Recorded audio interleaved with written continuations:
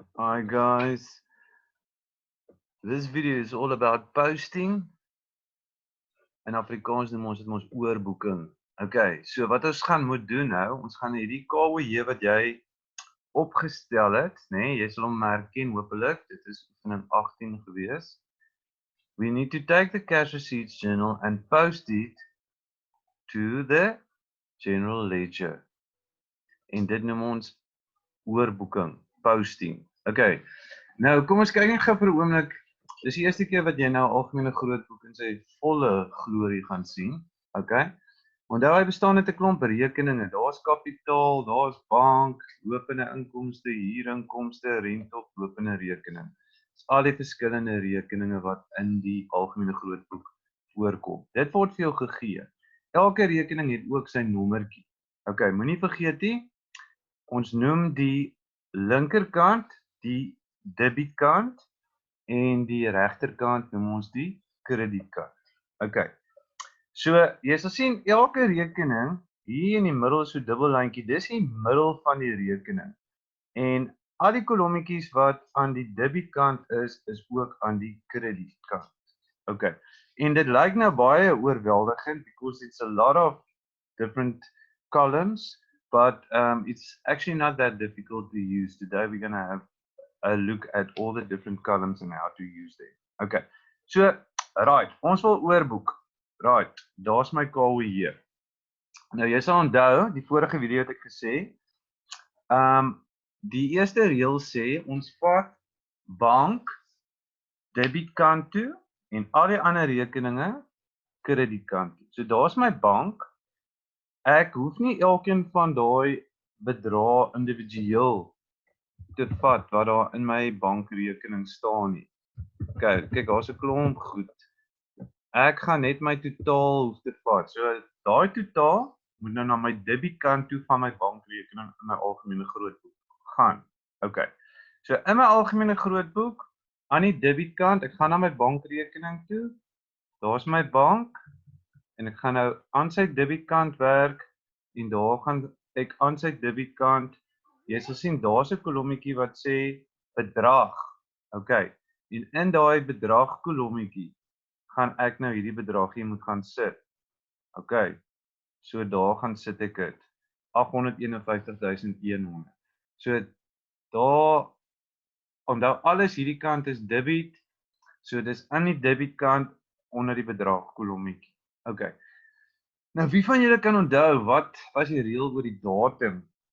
Okay. Ons het gesê ons gebruik vir bank en verlopende inkomste die laaste dag van die spesifieke maand. Nou hierdie oefening was op Julie en Julie het hoeveel dae? 31. Okay. So toe ons die bank oorgeboek het, dan moet ons die 31ste gebruik. Nou daar is die dagkolommetjie, die 31ste. Okay, dan sê jy sien hierso langs hom is 'n kolommetjie vir maand en jaar. Jy skryf in daai blokkie moet jy die jaar bo skryf en die maand onder. So jy sal 'n bietjie klein skryf om dit in te pas. Okay, maar dit is moontlik. Daarso is hy. Okay. So nou het jy alles sover net aan die debietkant van bank en dis reg want ons het gesê bank debit en die res krediet. Okay, maar ons moet nog hierdie invul. By die joernaal, waar kry ons hierdie inligting? Wat noem ons hierdie ding? Die KOJ. So daar gaan skryf jy in cash receipts journal. In English, you can just use the abbreviation. Okay, then we are left with this little space. Okay, now this money represents different reasons why we receive the money. If we look there, some of the money was for current income, some of it, if we go up, was for capital, some of it was for rent income, some of it was for interest on current account. Okay. Now, normally, we write in there the names of the different accounts, the reason why we got this money. Okay, but we can't write all their names in there. So instead of that, we're just going to write something called total receipts. In Afrikaans, totale ontvangstes. Okay. So daar is jy klaar met bank. En nou kan ons ook soms as ons bank klaar het, onthou sy nommertjie is B2, daar wys hy sy nommer. So ons kan in die KOJ onder die bankkolommetjie kan ons sy nommertjie gaan sit sodat jy hom daarso sien, het hom oorgeboek. OK. Klaar met bank. Nou gaan ons na lopende inkomste toe. Wat sê die reël? Net bank vat jy na die debietkant toe, die res krediet.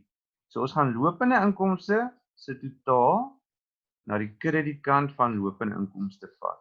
Okay. So you go to your current income account. There's my current income account. This time I'm going to be working with the credit side, and underneath the amount column I put the 92,900. Okay. Now the rule about the date, bank and current income is on the last day. Okay, so there again, the 31st of July 2013. Okay, van waar kry ons hierdie inligting? By joernaal vanaf die KOJ. En nou, wat gaan ons nou daar inskryf? Ons skryf die naam van die ander rekening. Met ander woorde, daai 92,900 is in lopende inkomste, maar dis ook deel van hierdie totale ontvangste in bank. En omdat dit 'n deel is van bank, gaan ons net daarso skryf bank. OK. En kom ons kyk, lopende inkomste se nommer is N1. So in my KOJ onder lopende inkomste, dan skryf ek N1. OK. As jy nou bank en lopende inkomste gedoen het, dan begin jy te kyk hier by diverse. Wat het jy alles hierso onder? OK. Die eerste enetjie is kapitaal. OK. Onthou, bank het ons debiet toegevat, so kapitaal gaan kredietkant toe moet gaan. En nou watter datum gaan ons hierdie keer gebruik? As ons nou enigiets in diverse gebruik, vat ons die spesifieke datum. So kapitaal was op die 1ste. OK. So let's go to capital. Okay, there's my capital account. Remember, on the credit side, I'm going to put the amount. I'm going to use the first day, the specific date. It's coming from my cash receipts journal, and it's part of the money underneath total receipts in my bank account. So I need to write bank there. Okay, so that is your first capital, but there's actually a second capital as well. Okay, I can, before I go to the second one, I can write in there underneath folio the number of capital. It is B1. So capital, once again, it's going to be B1.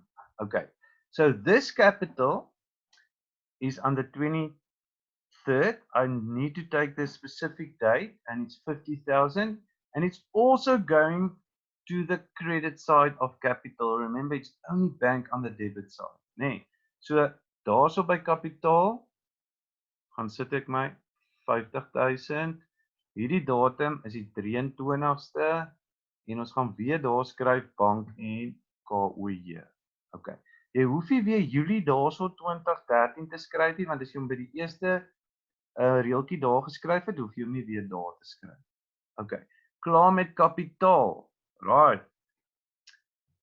Daar was 2 kapitale, nee, maak nie saak hoeveel daar in die verse is, jy moet hulle elkeen individueel vat, want hulle het nie sy kapitaal het nie sy eie kolom soos bankie. As 'n ding sy eie kolom totaal het soos bank het ons, dan vat ons net die totaal. Okay. The last two, rent income, okay, 8,000 rand. Okay, I need to take it to the credit side. So let's find rent income account. There's my rent income account. And I'm just quickly going to show you, I'm going to put it in there, 8,000 rand on the 30th. Okay, that was the specific date. Okay.